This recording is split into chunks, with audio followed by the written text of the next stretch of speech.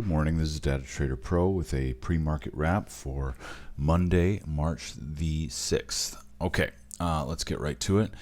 Market sectors down, indices down, certainly financials down. Russell 2000, the outperformer to the downside, as is typical. It tends to lead both ways. Financials down 0.5% pre-market. Natural gas up a lot. Now, natural gas has been beaten down. It's been held under the 281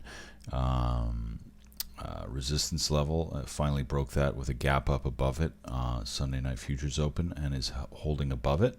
It's going to need to remain above 281 for it to remain bullish. So, and that's on the April contract. So, yeah. So hopefully that holds and we get a good run well above $3 in natural gas today. All right, let's move on to the block trades. This will be a short pre-market wrap. We'll basically cover block trade levels and what we're seeing today. SPY, obviously our last note was a lot of block trade activity on the high that was selling, and we were probably going to hold below these late prints 239.79, and we did so far. Quite a few blocks on Friday's close.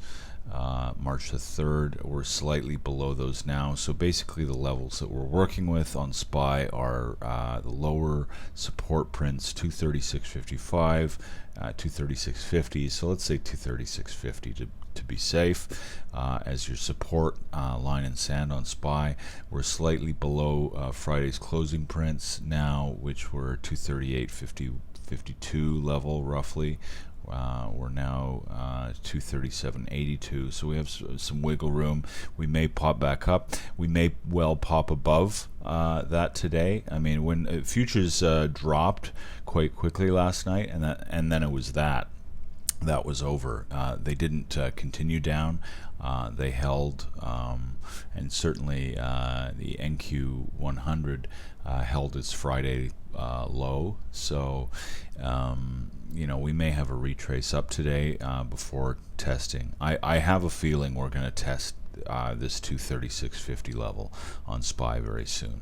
Okay, QQQ, the levels of note are sells off of 131.49, so that should be resistance. Unlike SPY, we're above our last set of prints, and certainly our lower resistance, or sorry, lower support is 130.0102 level. Similar in this area, let's say 130 flat, 130 flat on QQQ. Resistance 131.49. Okay, and we're in the middle, so we can easily run back up, retest these prints, and then drop, or continue down and test the supports and then bounce. We'll have to see what happens. It's very hard when you're in between support and resistance. You know, it's really a coin toss. We're gonna have to see how these react, but they will. Price almost certainly will head like a magnet towards one of these levels, so just watch that and see what happens there. Okay, IWM the most bearish. You know, we called sells off of the 140.40, 140.50 level. Lots of late prints, 140.58. A line of resistance just above here, 138.80. And we're getting pretty close now on price to, you know, late buys and the support bottom 137.84, 137.89, and right now we're 137.94. So we're only a few cents from support on IWM. So we're going to have to see if we bounce off open and see where that takes us. But just keep in mind, IWM bouncing is going to have to, you know, run through 138.80 and then, you know, possibly up to some of these higher levels, but it's going to have to break through here first. Okay, DIA, very few blocks, so I don't, you know, usually cover it in depth. We definitely a big sell print for DIA 211 of 04, 05.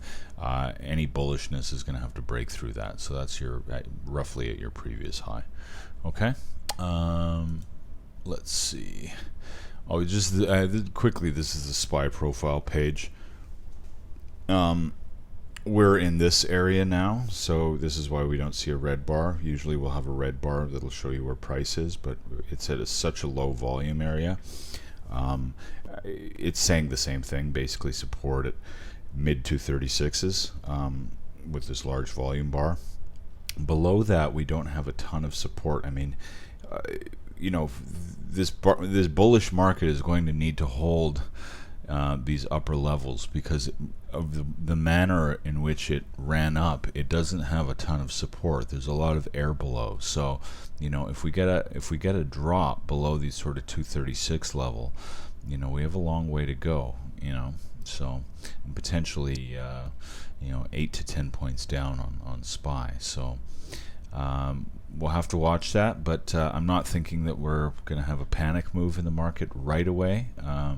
Certainly not the way the market's acting. Every dip is bought, and to the point where people are mocking bears openly on social media, on StockTwits and on Twitter. That can be a sign of danger ahead, because when people are too confident of their positions, the market does not tend to reward the majority of traders, believe me. Okay, volatility space. Volatility's down.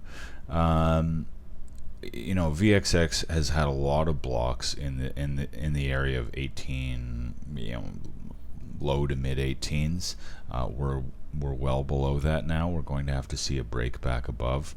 The problem with VXX is it suffers from daily roll decay, and UVXY even more so. Blocks of note are going to have to be 21.97. We're going to have to break back above 22 on UVXY to get anything going, I think. But once this sector moves, it really moves. You can have 10, 20, 30% days in this sector. We used to get them more regularly than we do now, so people forget that they can happen, but they do happen, and they catch everyone by surprise. But you can, it's like a beach ball underwater. You can hold it down for so long, and then implied volatility. The VIX space has gone under 11 a number of times, and I believe the Friday closing print was 1096 or so on spot VIX. So you can hold these things underwater for a long time, but not forever. They tend to mean revert, and mean on VIX cash is between 18 and 20 now. So I think it's come down somewhat from, it used to be for years the mean was 20. I think it's come down because we've had low volatility for several years. It's probably somewhere around the 18s now. But people forget that the VIX can spike up to above 20, well into the 30s quite easily.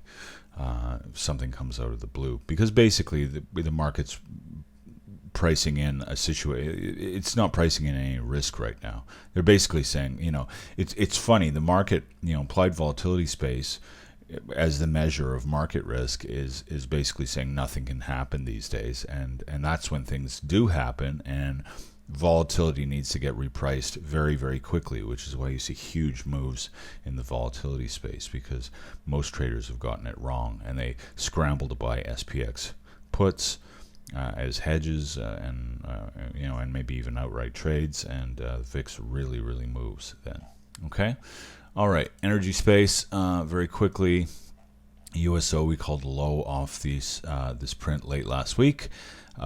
We did have a significant bounce in oil. We've had some prints at the 1130 area in USO. We're slightly below that now. Above 1130, we're going to see a move back up to 1150s. Or higher. Okay. Natural gas, as discussed before, is the UNG ETF. Has had a lot of block activity in the 670s, 677, 674, etc. We gapped up Sunday night. So, to remain bullish, we're just going to have to be above all these prints, 684, 680, 677, etc. Just draw a line across these. As long as we're above them, we're bullish nat gas. Okay? All right. I think that's about all for today. Just a very quick pre-market wrap. Block trade levels of note. Keep an eye on SPY. SPY is the big daddy in the block trade space. It has the most institutional interest. most institutional trading, the largest trading volume in terms of block trades.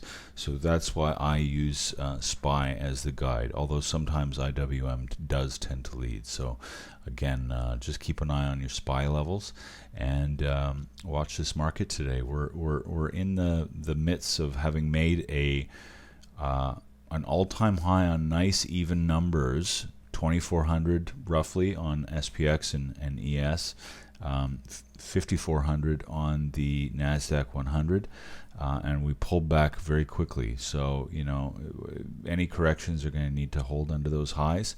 And I think after a 4-month rally, we should be correcting more than we have. All the corrections so far have been shallow. I expect a deeper correction. Even if this bull market continues, I expect a deeper correction to be upon us very shortly. Okay, thanks for joining us, and we'll see you soon. Bye-bye.